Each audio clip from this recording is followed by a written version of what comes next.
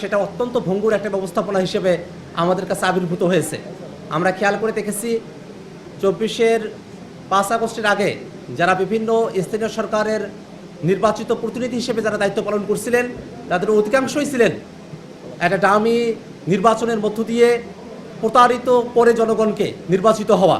তারা জনগণের কোনো ম্যান্ডেট তারা গ্রহণ করেন নাই, বরং যে পাতানো নকশা নীল নকশা নির্বাচন সেগুলোর মধ্য দিয়ে সিলেকশনের মধ্য দিয়েই মূলত তাদেরকে সেই পদগুলোতে বসানো হয়েছিল। এবং 5 আগস্টের পরবর্তী সময়ে সেই স্থানীয় সরকারের যারা প্রতিনিধিরা ছিলেন অধিকাংশ প্রতিনিধি আওয়ামী সংশ্লিষ্টতা, ফেসিবাদের সংশ্লিষ্টতা, অন্যায় জুলুম এবং নিপীড়নের দায়ে তারা কিন্তু দেশ থেকে পালিয়ে গেছেন। তারা তাদের দায়িত্ব পালন করার মতো আর সক্ষমতা তারা রাখেন নাই। এমতো প্রেক্ষাপটে বাংলাদেশের স্থানীয় সরকার যে প্রশাসনিক ব্যবস্থাপনা সেটা একেবারেই ভঙ্গুর একটা অবস্থার দিকে চলে গিয়েছে। এমতো অবস্থায় বাংলাদেশে এখন জাতীয় নির্বাচন অনুষ্ঠিত হয়েছে। বাংলাদেশে স্থানীয় সরকার নির্বাচন করার মতো সকল ধরনের পরিবেশ, সকল ধরনের সুযোগ সুবিধা এবং রাষ্ট্রীয় ব্যবস্থাপনা সকল কিছুই সরকারের হাতে অবধারিতভাবে এখন রয়েছে। কিন্তু আমরা তারপরেও খেয়াল করে দেখছি যে স্থানীয় সরকার নির্বাচনে এখনও পর্যন্ত সুনির্দিষ্ট কোনো রোডম্যাপ সরকারের তরফ থেকে ঘোষণা করা হয় নাই। এবং এই ঘোষণা না করার মধ্য দিয়ে দুই ধরনের কাজ করা হচ্ছে। এক, যারা সাধারণ নাগরিক আছেন তাদেরকে নাগরিক সেবা থেকে বঞ্চিত করা হচ্ছে। আমাদের নাগরিকেরা তারা স্থানীয় সরকারের প্রতিনিধির কাছ থেকে যে ধরনের নাগরিক সেবাগুলো পেতেন সেই নাগরিক সেবাগুলোর চূড়ান্ত বিঘ্ন ঘটছে। দুই, এই সুযোগে বিএনপি সরকার তারা ক্ষমতায় এসে স্থানীয় যে প্রতিনিধিত্বের জায়গাগুলো রয়েছে দলীয় লোকদেরকে দিয়ে সেগুলোকে কবজা করার তারা পরিকল্পনা তারা এঁকেছে এবং সেই পরিকল্পনার মতোই তারা সামনের দিনে কাজ করে যাচ্ছে। আমরা দেখেছি যে বাংলাদেশে যে সিটি কর্পোরেশনগুলোতে প্রশাসক দেওয়া হয়েছে সবাই তারা তাদের দলীয় লোক। জেলা পরিষদগুলোতে যে প্রশাসক দেওয়া হয়েছে সবাই বিএনপির লোক, তারা দলীয় লোক, পদধারী লোক। যদি এরকম ধরনের একটা ব্যবস্থাও করা হতো যে যারা নিরপেক্ষ ব্যক্তি আছেন, যারা রাজনীতি নিরপেক্ষ ব্যক্তি তাদেরকেও যদি নিয়োগ দেওয়া হতো, অথবা প্রশাসনের মধ্যে যারা কর্মরত আছেন তাদের মধ্য থেকেও যদি নিয়োগ দেওয়া হতো, তাহলেও তারা যে কিছুটা হলেও নিরপেক্ষতা রাখার কথা ভাবছে, জনগণের সেবাটাই যে তাদের কাছে মুখ্য সে বিষয়টা আমাদের কাছে কিছুটা হলেও ধরা পড়তো। কিন্তু জনগণের সেবা তাদের কাছে মুখ্য নয়। বিএনপি সরকারের কাছে স্থানীয় সরকারের প্রতিনিধি হিসেবে প্রশাসক বসানো স্থানীয় প্রশাসনগুলোকে দখল করার একটা খেলায় তাদের কাছে পরিণত হয়েছে। এমত অবস্থায় আজকে আমাদের এই প্রার্থী ঘোষণার মাহেন্দ্রক্ষণে জাতীয় নাগরিক পার্টি এনসিপির পক্ষ থেকে স্থানীয় সরকার নির্বাচন এবং স্থানীয় সরকার প্রশাসনের বিষয়ে আমরা সুস্পষ্টভাবে 5 দফা দাবি আমরা উত্থাপন করছি।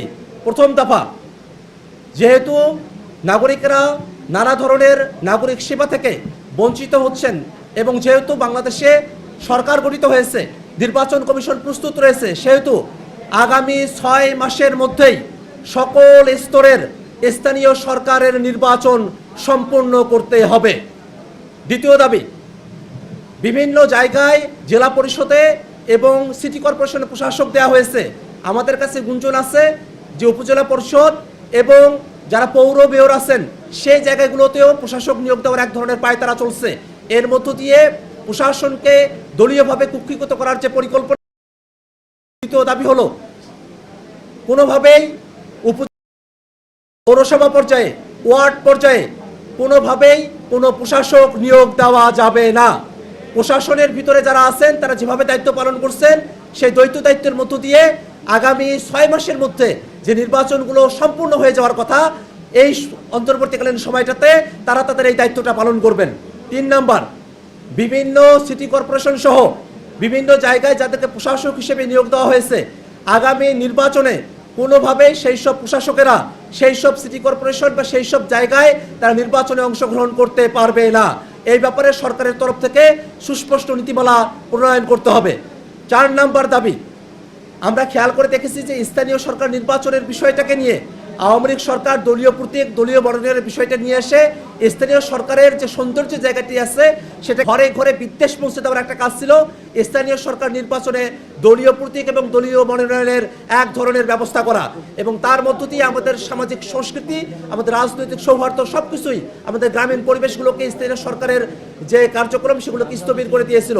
এই জন্য আমাদের 4র্থ নাম্বার দাবি হলো যেভাবে অন্তর্বর্তীকালীন সরকার সংস্কারের জন্য অধ্যাদেশ পাশ করেছে সেই সংস্কারকৃত অধ্যাদেশ অনুযায়ী কোনো দলীয় মার্কা এবং দলীয় মনোনয়ন ছাড়াই প্রার্থীরা তাদের নিজেদের মতো করেই স্থানীয় সরকারে ইলেকশনে তারা প্রতিদ্বন্দ্বিতা করবেন সেই ব্যবস্থা অবশ্যই বহাল রাখতে হবে এবং সেই অধ্যাদেশ অবশ্যই এবারের সংসদে সেটাকে পাশ করতে হবে।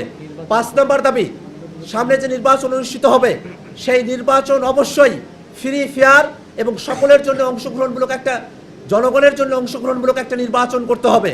আমরা খেয়াল করে দেখেছি যে আমাদের এই নির্বাচনে বাংলাদেশে নানা ধরনের অকারেন্স তৈরি হয়ে থাকে। আমরা দেখেছি এবার জাতীয় নির্বাচনের সময়টাতেও সারাটা দিন নানা জায়গায় কেন্দ্র দখল করা, বিভিন্ন জায়গায় জাল ভোট দেওয়ার মতো কিছু ঘটনা আমাদের কাছে এসেছে।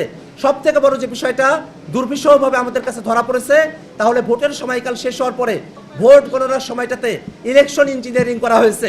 সামনে যে সিটি কর্পোরেশনের যে নির্বাচনগুলো হবে সেই নির্বাচন এবং অন্যান্য স্থানীয় সরকারের যে নির্বাচন, সেই নির্বাচনগুলোতে যেন নির্বাচন নিয়ে কোনো কারচুপি, নির্বাচন নিয়ে কোনো ধরনের অনিয়ম এবং লেভেল প্লেইং ফিল্ড নষ্ট হয় এবং প্রশাসনের নিরপেক্ষতা কোনোভাবে প্রশ্নবিদ্ধ হয়, এমন ধরনের কোনো কাজ করা যাবে না। আমরা প্রশাসনের নিরপেক্ষতা চাই, আমরা যেন একটা ফ্রি ফেয়ার এবং জনগণের অংশগ্রহণমূলক নির্বাচন হয়, সেরকম একটা নির্বাচনের আমরা দাবি জানাই। এর বাইরে গিয়ে আমরা একটা বিষয় গুরুত্বের সাথে আপনাদের সামনে আমরা উত্থাপন করতে চাই, তা হলো বাংলাদেশে আওয়ামী লীগের দোসর যারা আছে তাদেরকে নানাভাবে বাংলাদেশে তাদেরকে পুনর্বাসন করার একটা প্রক্রিয়া চলমান রয়েছে। আমরা খেয়াল করে দেখেছি এবারের নির্বাচনের পরপরের সময়টাতেই আওয়ামী লীগ ছাত্রলীগের দুর্ধর্ষ সন্ত্রাসীরা তারা ফেসবুকে নিজেদেরকে আবির্ভাব ঘটিয়েছে, বিভিন্ন জায়গায় তারা মিছিল দিচ্ছে, বিভিন্ন জায়গায় তারা নিজেদেরকে তাদের যে নিষেধাজ্ঞা রয়েছে সেটাকে উইথড্র করার জন্য তারা বলছে।